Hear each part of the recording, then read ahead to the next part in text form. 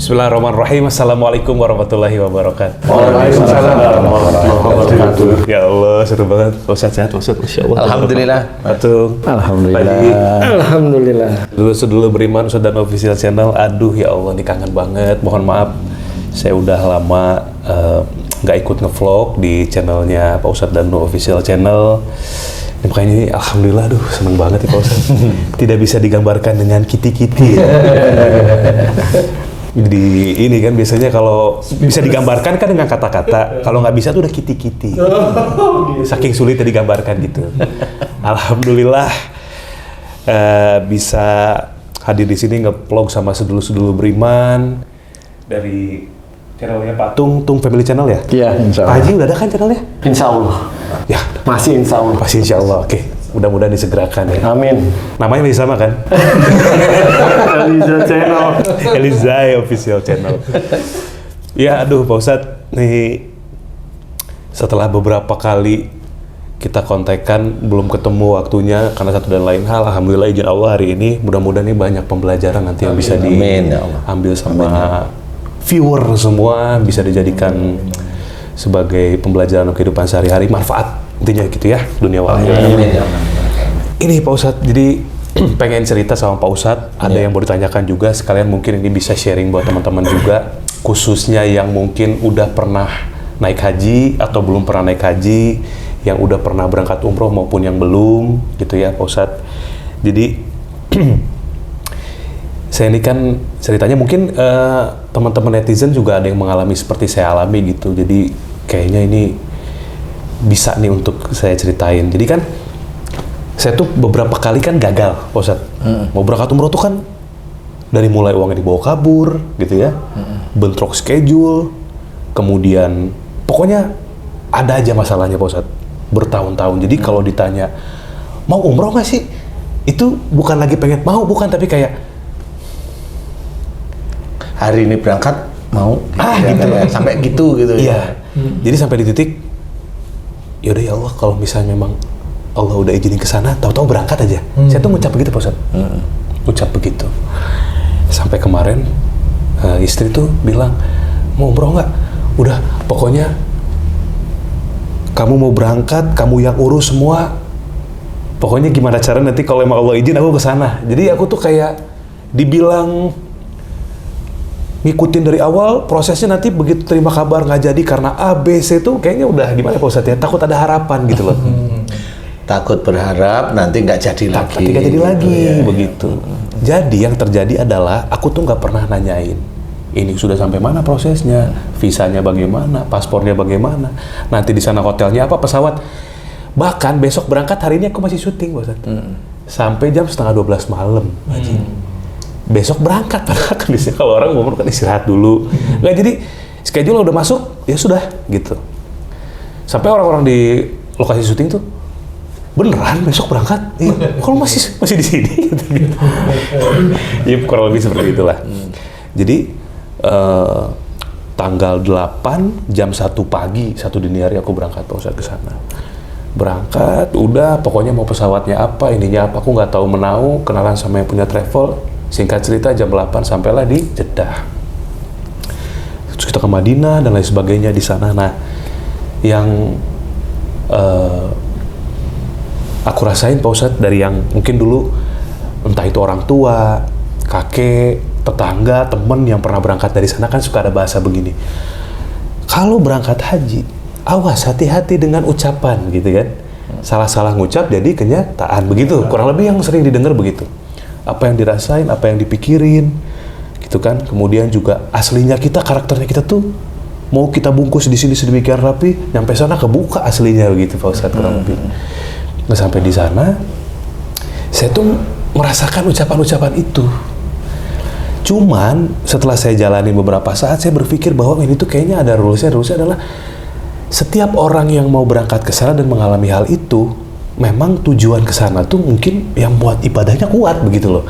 Karena ada beberapa teman-teman saya juga dari kalangan teman-teman artis, udah pernah umroh, udah gimana? Biasa aja tuh gitu.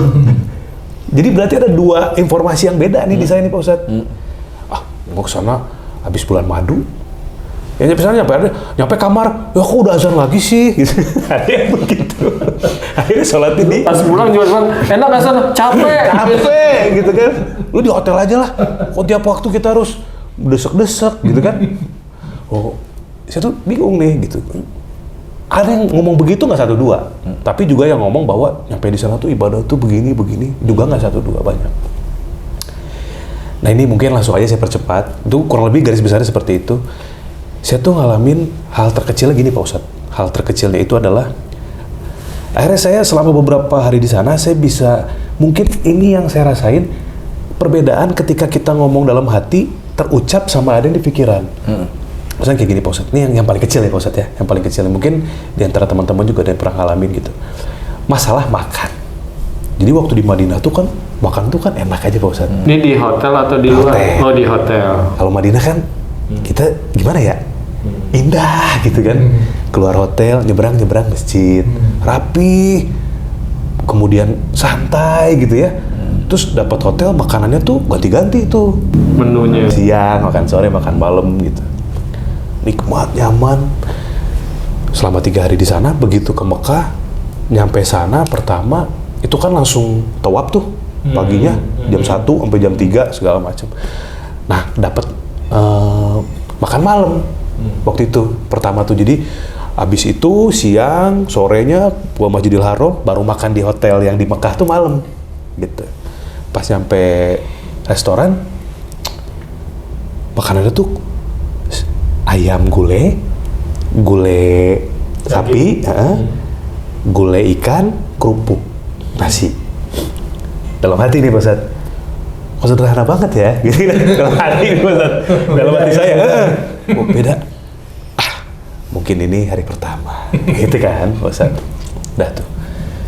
Tapi di sini saya tuh pas saya ngucap begitu, saya langsung, nggak boleh. Awas nih kan mau ibadah kan, masa mau mikirin makanan. Makan dong. Waduh, kurang garam gitu kan. Ada tuh Pak Ustadz di sini tuh terus tuh. Istighfar lagi, ya Allah. Duh, nggak niat ngomper. Pokoknya bersyukur. Bilang sama Kia tuh, makan. Sambil jalan tuh selesai makan Pak Ustadz. Bersyukur, jangan dikomper. Besoknya makan siang. Ini biasanya keluar kamar hotel, belok kiri, pakai lift yang di kiri nih. Ini pakai lift yang kanan. Jadi beda tuh. Pas keluar lift tuh kan jalanannya jadi. Tapi saya tuh nggak nyadar kalau saya keder Pak Ustadz. Yakin Saya aja ikut aja seperti biasa. Jadi kan harusnya yang tadinya ke kanan kan jadi kanan sini kan beda sama yang di situ. Jalan aja saya jalan. Oh maaf sarapan bukan makan siang.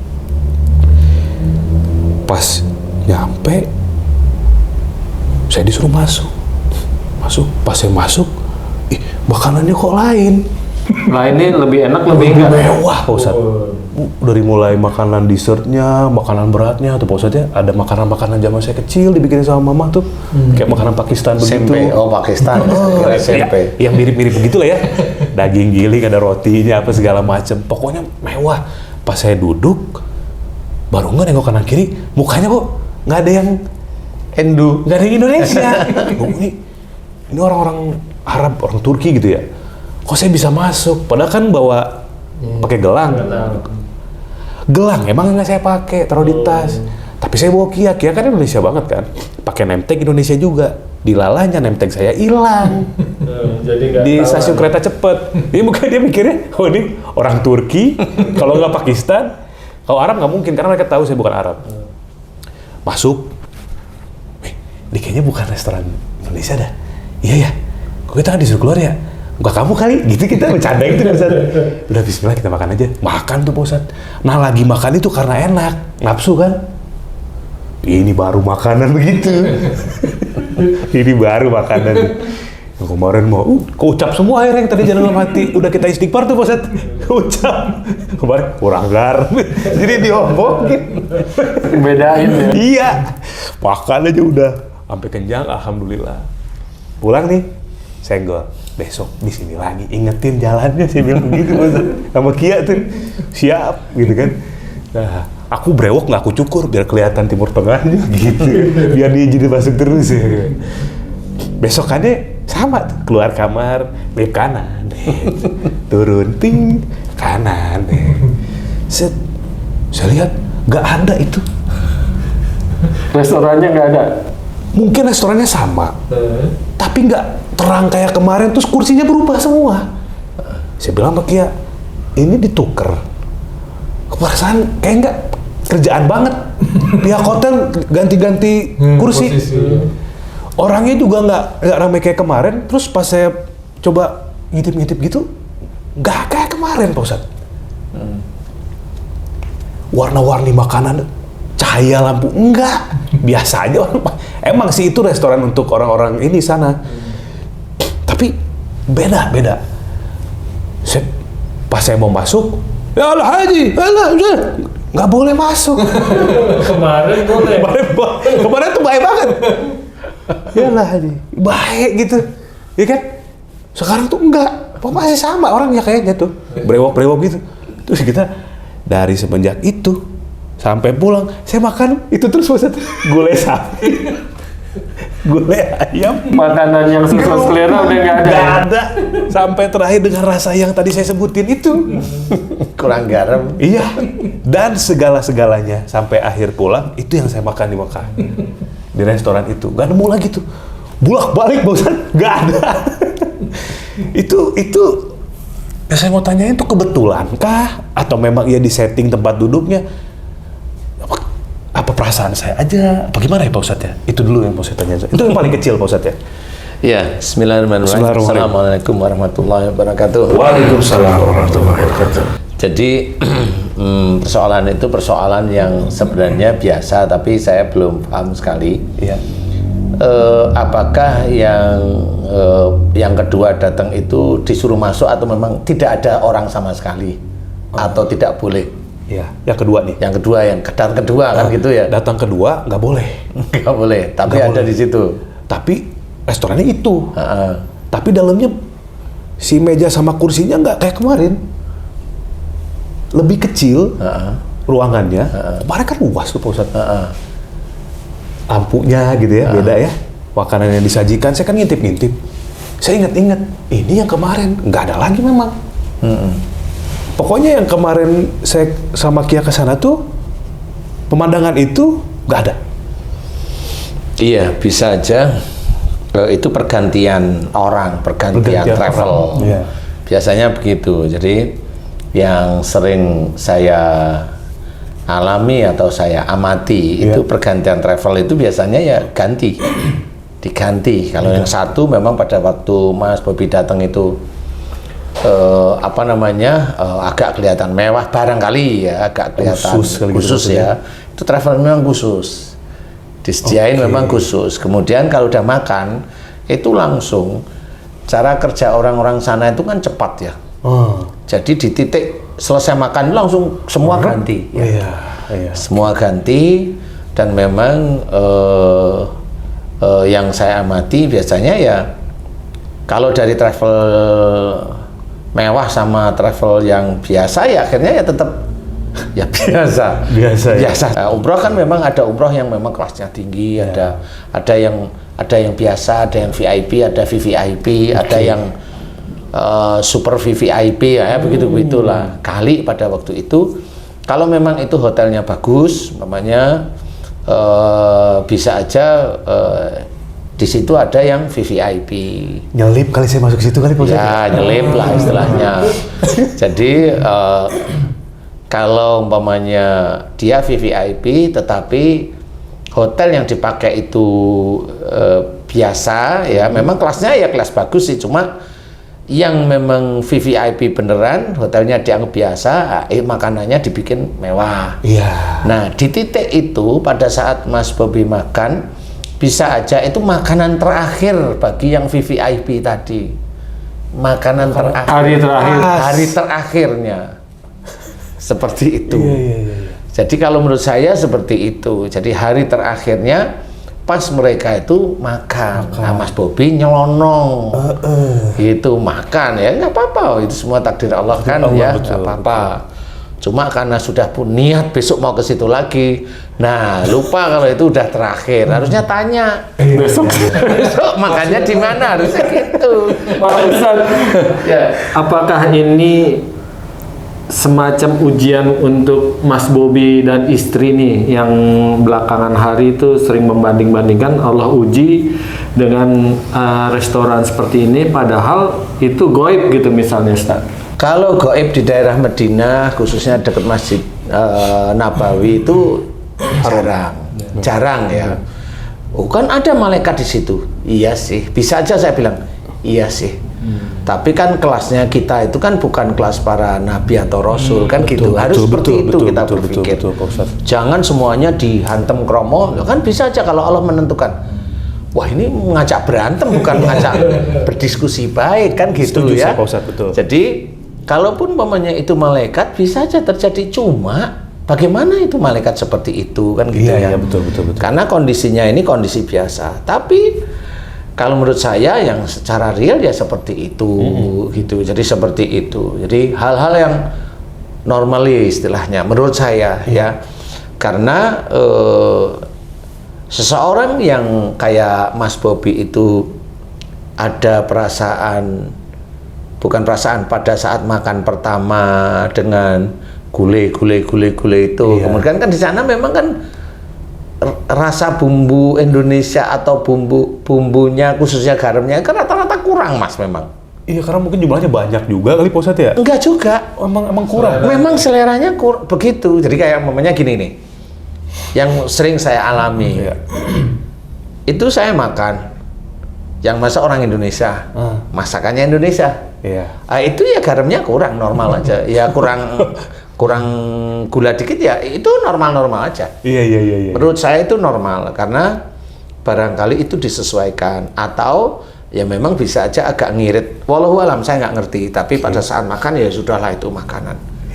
Makanan itu seperti itu. Nah, bisa aja memang pada saat Mas Bobi pada waktu itu ada perasaan ini, ya dites sama Allah Ta'ala, jalan kakinya dibedai. Makanlah di situ. Iya. Akhirnya makan di situ, membedakan di sini makanan enak sama di situ makanan yang kurang enak. Nah, disitulah istilahnya kalau menurut saya, mohon maaf nih Mas Bobi ya. Iya. Jadi belum memahami bahwa enak dan tidak enak itu sebenarnya adalah takdir dari Allah Ta'ala saja. Jadi kalau pas makan menurut kita kurang enak, di tempat di situ kita juga nggak ngerti lokasi, tidak ngerti lokasi itu maksudnya kan akhirnya nggak bisa ngapa-ngapain nih. Ya belajarlah untuk menerima, kalau saya gitu. Bersyukur aja lah.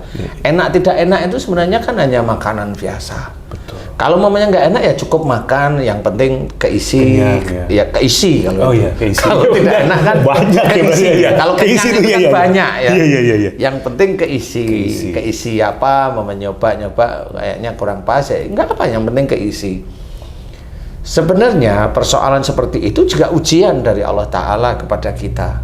Pada saat kita itu ngerasain makanan kurang enak, kemudian kita ini memang nggak pas di kita, tetapi saya kan tetap butuh makan, ya diisi aja.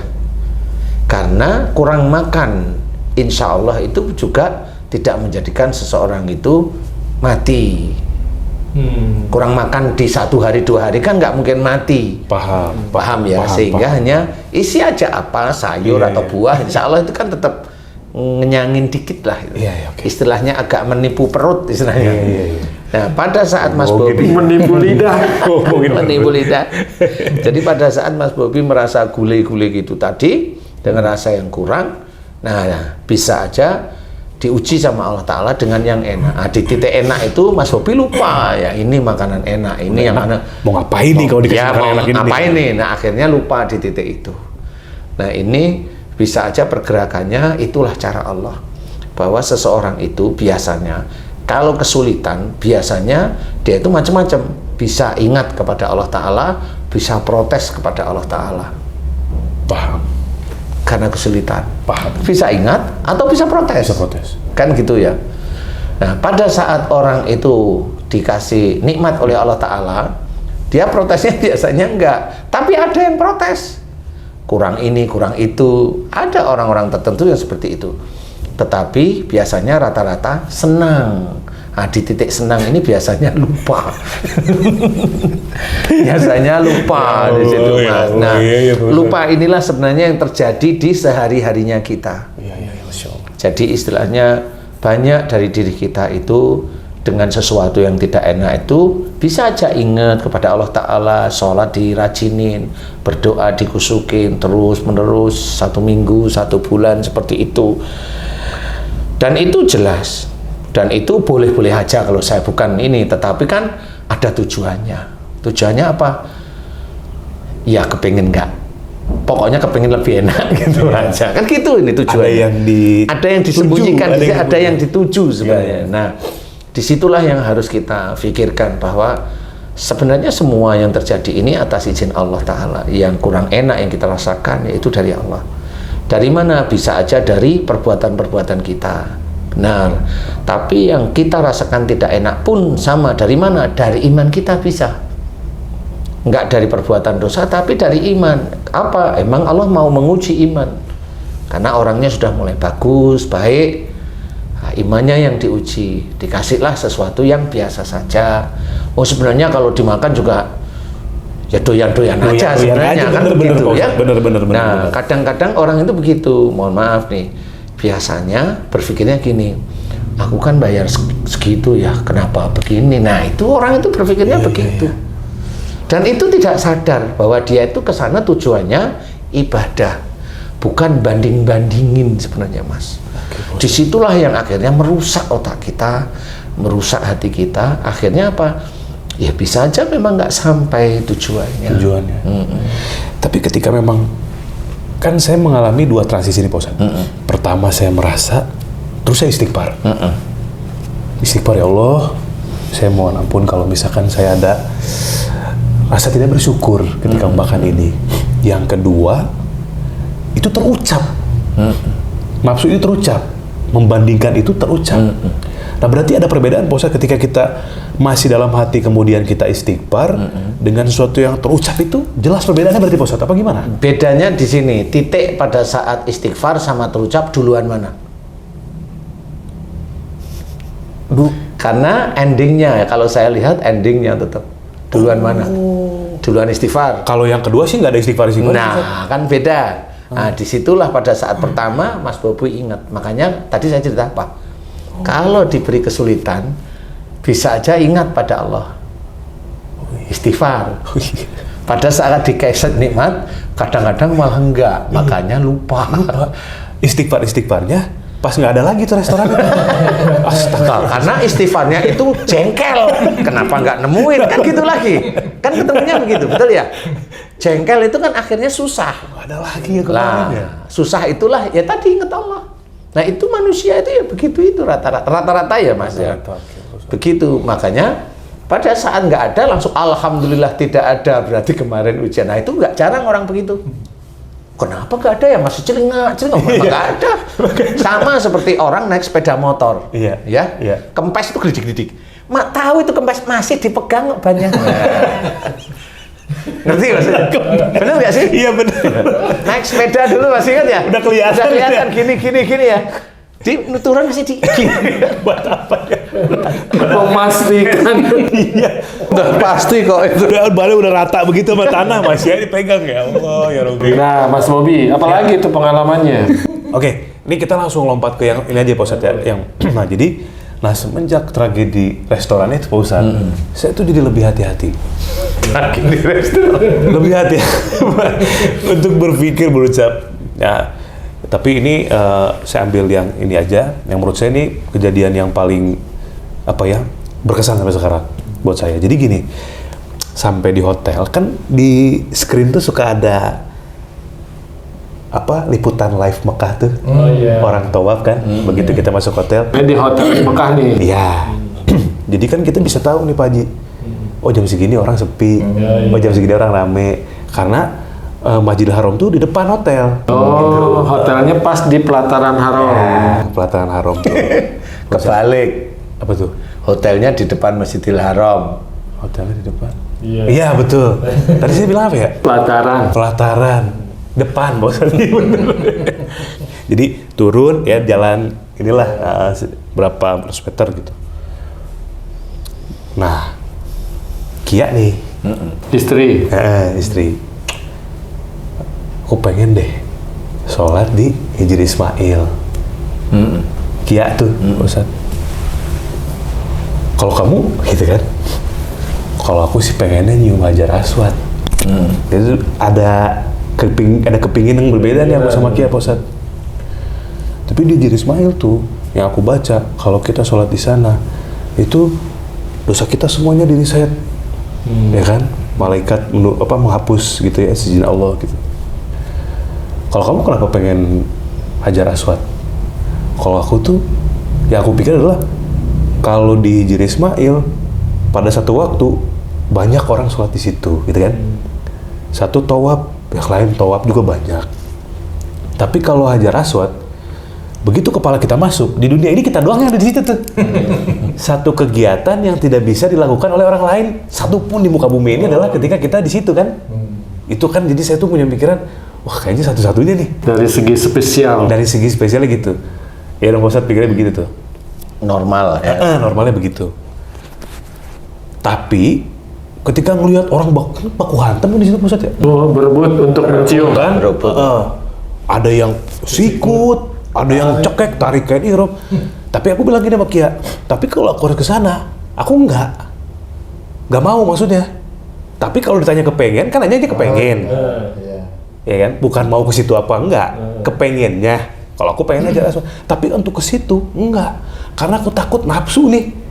Pengen nyium doang sampai harus begitu kan kayaknya. Enggak deh kayaknya gitu. Tapi aku selama di sana searching Ustadz. Kenapa batunya warnanya jadi hitam kan gitu ya keistimewaan. Terus diteliti sama arkeolog apa segala macam. Pokoknya selama di situ aku baca-baca tentang Hajar Aswad. Nah ini nih titik puncaknya nih Pak Ustadz. Singkat cerita ya, aku tuh ke Gua Hiro Pak Ustadz dengan segala tragedinya lah. Kia tuh nggak bisa ikut karena lupa pakai sepatu. Bagaimana caranya ke Gua Hiro? Lah kalau pakai sendal kan nyelosot dulu Pak Haji. Belum nyampe di tangga ini kan pasti nggak bisa kan, harus pakai sepatu kan. Akhirnya nggak jadilah Kia tuh, nggak jadi ikut ke Gua Hiro. Aku sama rombongan. Singkat cerita nih, begitu selesai dari Gua Hiro, Kia telepon jam 1. Di mana? Baru selesai nih manggil rombongan. Aku di Hijri Ismail. Hah? Sama siapa? Sendiri, Pak Ustadz. Kuat tekadnya. Dia sendiri, karena dia mau pengen banget. Pengen, kalau saya mah biasa-biasa aja. Ke Hijri Ismail, biasa. Pengen sih. Tapi biasa aja, nggak ngotot gitu. Maksudnya bukan yang niat kayak Kia sendiri, Pak. Niat banget, badannya kecil. Disuruh gede semua, Pak Ustadz.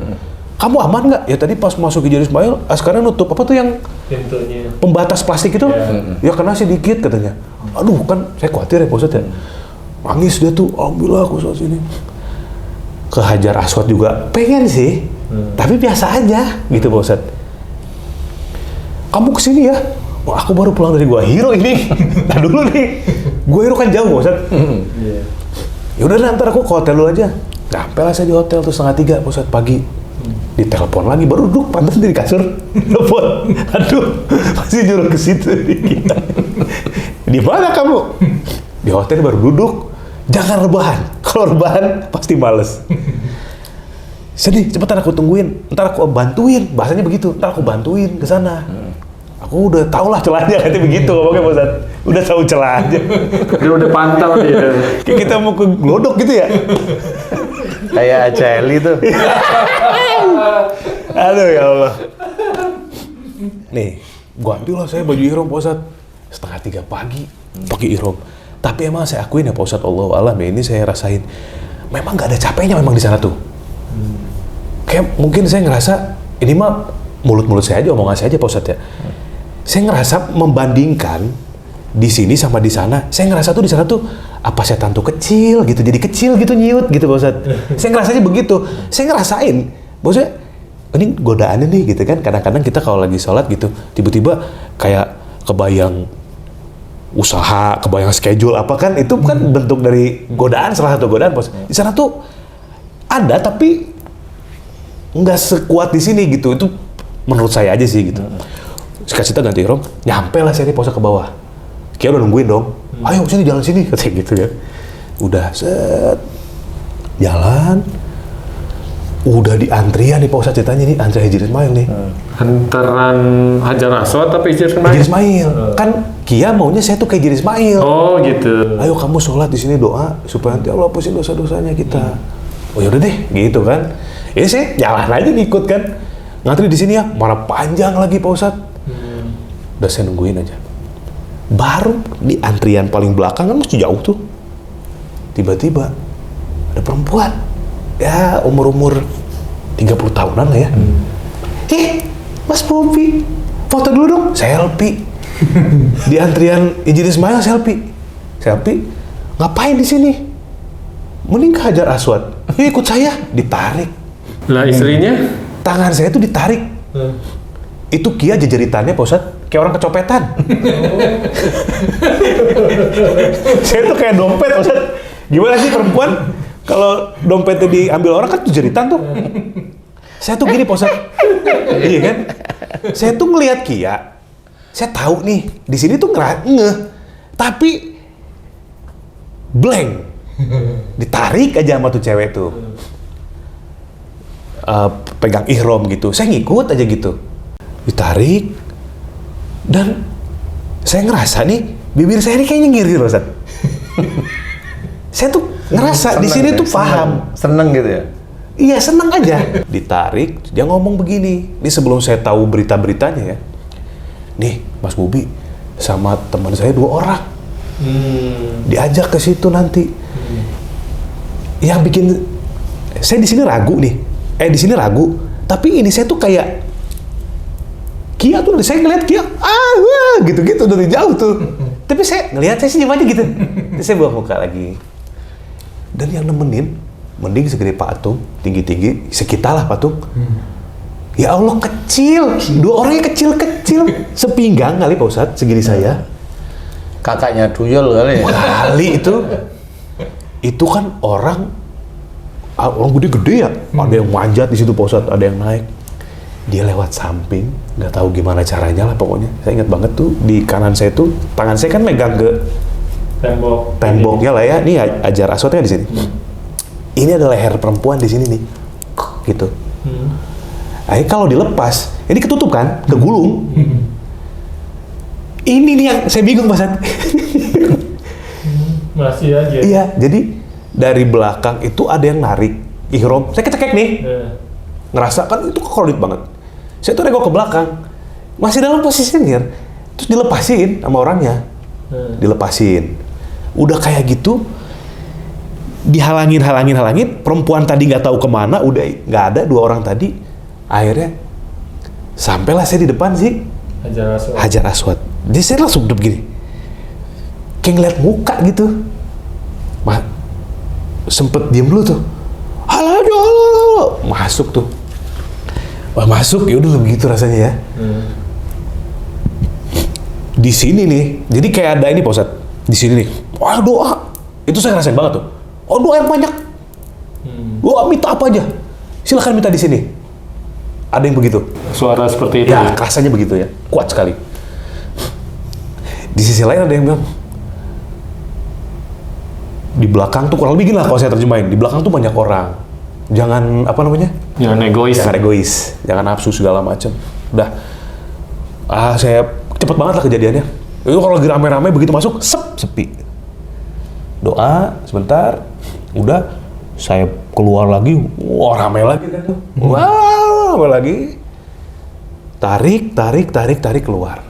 Nah ini ada cerita baru nih Pak Ustadz. Setelah keluar, si 2 orang tadi dan perempuan itu ternyata jasa. Bayar. Kita kan nggak tahu minta berapa ratus ribu, pokoknya kalau dirupiahin 2 juta. Saya bilang gini, Mas, joki deh. Saya emang nggak pernah minta.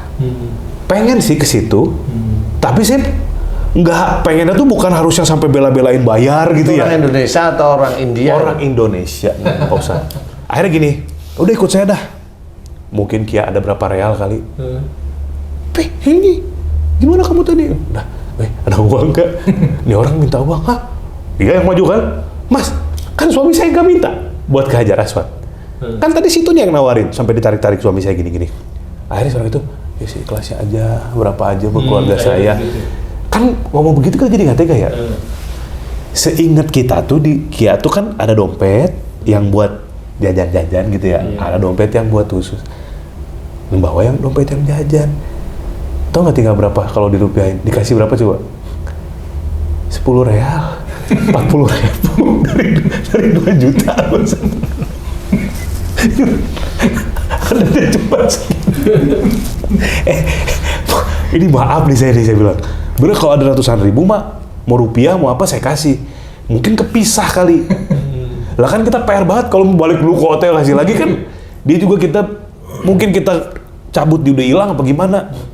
Ada cuma segini gimana. Tapi ini yang kita ada di segini di sini beneran nih. Kalau ada lebih saya kasih deh. Ya udah nggak apa-apa tapi ikhlas ya. Ikhlasnya sih. Udah pasti ikhlas banget. Dari 2 juta ke 40 ribu. Masa nggak ikhlas? Emang ada segitu Pak Ustadz? Coba lihat lagi itu tas. Nggak ada. Emang satu doang lembar 10 real. Kali 4.400 ya 44.000 lah kurang lebih ya Pak Ustadz. Itu dikasih. Udah. Pulanglah saya ke. Pas di hotel tuh kita mikir. Ya kamu dapet ke Hijri Ismail pada akhirnya. Aku juga dapet ke Hajar Aswad. Nah itu Pak Ustadz, itu kan tempat-tempat yang sakral Pak Ustadz ya. Ada nggak sih Pak Ustadz maksud dibalik itu semua? Karena kalau Kia kan dengan niatnya pengen mau bawah talang apa gitu kan dia maunya tuh. Kalau saya pengen, tapi ya biasa aja. Nggak ngoyo gitu ya. Itu terlihat di situ nggak Pak Ustadz perbedaannya apa? Gimana tuh Pak Ustadz? Iya, kalau menurut saya ya, jadi seseorang itu bisa aja berhasil karena usahanya. Iya. Pak Kia kalau keinginan mau ke Hijri Ismail itu diizinkan oleh Allah Ta'ala karena usaha. Kuat ya Pak Ustadz ya, tekad. Ya, tetapi ingat, itu belum ending. Semua yang dikerjakan manusia itu walaupun tercapai itu belum ending. Kayak Mas Bobi makan bisa, besoknya nggak bisa. Oke. Kan belum ending istilahnya. Iya. Nah perjalanan itu sama. Apakah diizinkan bisa sholat di Hijri Ismail itu nanti menjadi cerita yang akhirnya cerita itu menuju ke arah ujub sama riya. Oke. Bangga seperti itu. Nah itu belum ending. Nah pada saat umpamanya Mbak Kia itu hanya cerita biasa, kemudian juga tidak diceritain kepada orang-orang, masih aman. Tapi kalau Mbak Kia cerita kepada orang-orang, di mana alur cerita ada perasaan yang bangga sehingga itu muncul ujub riya, kan gitu ya. Nah di titik itu belum ending. Satu dari Hijri Ismail, satu cerita ada bangga, lepas sudah. Oke. Nah di titik itu masih diceritain lagi nggak kebanggaan tentang di Hijri Ismail? Kalau masuk diizinkan oleh Allah Ta'ala, diceritain terus-menerus rasa bangganya, rasa bisanya, rasa mampunya ini, nah itu akan menjadi kesalahan. Itulah sifat manusia, nggak Mbak Kia saja, banyak manusia yang seperti itu. Iya. Jadi kalau kita mengerjakan sesuatu harus ada Allahnya agar kita itu terlindung dari sifat-sifat ujub, riya, bangga, sombong seperti itu. Itu di titik cerita Mbak Kia dan cerita orang-orang lain, termasuk kalaupun di negara kita sama, orang mengejar keinginannya dan berhasil. Berhasil itu belum ending. Belum, itu masih awal dari keberhasilan itu awal, tapi belum ending. Kemudian dia sombong tentang keberhasilannya, dia mampu membikin ini, membikin itu, umpamanya ini bukan Mbak Kia ya, ini orang lain. Akhirnya itu kan dia sendiri menggiring opini bahwa dirinya itu Tuhan, bisa ini, bisa ini, bisa ini, bisa ini, seperti itu. Nah itulah yang dinilai oleh Allah Ta'ala, bahwa apa yang terjadi dan berhasil pada seseorang itu belum ending. Kecuali nanti Mbak Kia mulai ngerenung, faham, itu diizinkan oleh Allah Ta'ala, sadari bahwa itu dari Allah dan nggak perlu itu menjadi ujub, riya, bangga dan sombong yang harus kita kerjakan. Kecuali ada orang yang bertanya. Kalau nggak bertanya, nggak usah bercerita. Karena itu dari unsur kebanggaan. Itu tetap harus dipegang, jangan. Iya. Insya Allah seperti itu. Nah, kalau Mas Bobi ya mirip-mirip aja. Walaupun tidak pengen, kemudian digelandang-gelandang sama orang, akhirnya suruh bayar, itu ya lucu-lucu aja sebenarnya. Walaupun itu di tempat yang istilahnya itu sakral, tempat di mana itu rahmat dan musibah itu diturunkan. Maksudnya diturunkan itu melalui itu gitu loh. Iya. Turun melalui Ka'bah, kemudian disebar ke seluruh penjuru dunia. Ada yang dapat rahmat atau dapat musibah, ya insya Allah lewat itu. Tapi orang itu kan sudah belajar dari keadaan bahwa pada saat dia mengajak orang, kemudian bisa nyium Hajar Aswad, kemudian disuruh bayar, dia bilang ikhlas, tapi dia minta 2 juta mamanya kan. Iya. Itu kan sebenarnya juga ada unsur paksaan awalnya, dan dia tidak merasakan bahwa dia ditempeleng oleh para malaikat, kan enggak. Sehingga dia akan mengerjakan lagi. Sama seperti orang korupsi di negara kita. Orang korupsi itu tidak merasa ditempeleng oleh Allah Ta'ala. Jadi walaupun dia itu sholat Jumat, dia ngaji, dia sholat setiap hari, kajian setiap minggu di rumahnya, korupsi. Karena nggak pernah ada ketangkep, ya korupsi aja dia terus. Itu sama, karena memang Allah itu tidak langsung menghukum istilahnya. Kalau Allah langsung menghukum, ya Israel itu udah hancur sejak dulu. Jadi nggak bisa seperti itu. Jadi kita harus melihat tata cara ya Allah yang ada dalam Quran. Kemudian kalau Mas Bobi, akhirnya Mas Bobi ngerti dengan cerita seperti itu. Orang banyak yang tahu bahwa Mas Bobi mengalami yang disuruh bayar, dan orang yang menyuruh Mas Bobi bayar pun dia juga mengalami apakah uang yang dihasilkan dengan masuk di Hajar Aswad itu uang-uang yang halal, wallahu a'lam. Kalau dia memaksa kan nggak bisa seperti itu. Nah ini juga mungkin buat teman-teman juga nanti yang kesana gitu ya, tiba-tiba ada yang menawarkan, nah itu mesti hati-hati juga tuh Pak Ustadz. Siapa tahu kan nanti ada yang begitu, ternyata itu udah masuk di berita juga. Jasa-jasa seperti itu. Tapi memang mereka punya triknya sih. Tapi ya wallahu a'lam, mungkin ya apapun itu ya. Tapi aku berpikirnya bahwa oh ya ternyata sampai di tempat seperti itu, tadi kata Pak Ustadz, di tempat yang dirahmati ya, di Ka'bah ada jokinya juga ternyata itu. Iya. Ya Allah ya Rabbi. Cuma ya memang seperti itu. Jadi Allah tidak akan langsung menghukum, itu tergantung dari imannya mereka, amal soleh mereka itu diperhitungkan, sama dosa-dosa mereka itu diperhitungkan oleh Allah Ta'ala. Jadi kalau memang dosanya nggak terlalu besar, imannya itu memang ya tidak terlalu kuat, berarti kalau dosa itu ya nggak terlalu kecil sih. Kalau dosanya itu ibaratnya masih di tampungan imannya dia, yang kalau imannya biasa ya gelasnya besar, kalau imannya lebih bagus ya gelasnya semakin mengecil. Gelasnya kecil ya. Semakin seperti itu terlihat nanti dia akan ditampar oleh Allah Ta'ala melalui malaikat yang di sana. Seperti itu. Masya Allah. Jadi perjalanan seperti itu memang menjadi gambaran bahwa yang harus hati-hati ya begitu. Kalau digelendeng-gelendeng ya janganlah. Kalau dititipi oleh Allah Ta'ala menurut kita menyenangkan, ya tetap aja sabar, tenang, bersyukur kepada Allah Ta'ala. Betul. Nah insya Allah mudah-mudahan itu bisa menjadi malah menambah amal-amal ibadah kita di hadapan Allah. Amin. Insya Allah. Wallahu a'lam. Nah Pak Ustadz, ini sebelumnya nih buat sedulur-sedulur iman juga, sama Pak Ustadz nih saya mau kasih ini Pak Ustadz. Lagi belajar berniaga. Parfum. Ini sebetulnya udah dari lama saya mau kesini, mau nganterin buat Pak Ustadz. Tapi baru alhamdulillah sekarang izin Allah saya mau kirim ini Pak Ustadz, kasih parfum dari saya, Bob's Parfum. Bob's Parfum ini berarti Mas Bobi sendiri ya? Di kamera dong Mas. Ini ya, Bob's Parfum by Bobi Maulana. Ini ada 5 varian, inspired semuanya Pak Ustadz. Jadi terinspirasi dari brand-brand parfum yang menurut saya mungkin banyak orang suka, ataupun yang ada yang unik dan lain sebagainya. Saya campur-campur aja di sini Pak Ustadz. Ya, ada yang wanginya manis, ada yang seger. Nah kalau yang ini pas pulang umroh saya jadi suka pakai ini nih. Apa itu? Oat. Oat ya. Krimpos cek. Iya, jadi kan berasa di sana gitu ya. Semprot-semprot sejadah jadi berasa. Ikut Mas Ut. Sama ada yang ini yang seger maskulin yang wild breeze kayak gitu Pak Ustadz. Wild breeze. Nanti Pak Ustadz boleh dicoba-coba. Siap. Oke. Ini untuk saya nih. Iya dong Pak Ustadz. Waduh, makasih nih Mas Bobi. Iya. Ini sedulur yang beriman. Dapat hadiah dari Mas Bobi. Masya Allah. Ya, nanti kalau sedulur beriman mau, nanti kontak ke IG-nya Mas Bobi ya. Ini bisa ya? Bisa di IG saya di @bobimaulana atau di @bobsparfum juga ada di situ. Infonya Bobs lengkap semua pokoknya. Parfum. Iya. Boleh.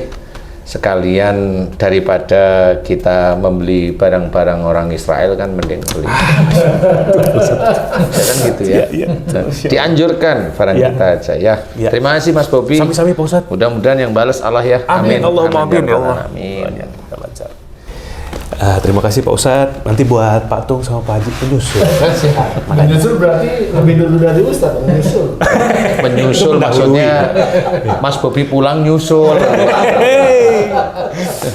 Mudah-mudahan obrolan ini sharing dari saya, insya Allah mudah-mudahan bermanfaat. Amin. Mudah-mudahan bisa menjadi pembelajaran dan sekali lagi mohon maaf kalau ada salah-salah kata. Mudah-mudahan yang mau punya niat haji atau umroh bisa terlaksana. Amin. Allah mudahkan dan menjadi haji yang mabrur dan yang umroh juga mabrur. Sekian, sampai ketemu lagi. Wabillahi taufiq wal hidayah. Wassalamualaikum warahmatullahi wabarakatuh. Waalaikumsalam warahmatullahi wabarakatuh. Alhamdulillah.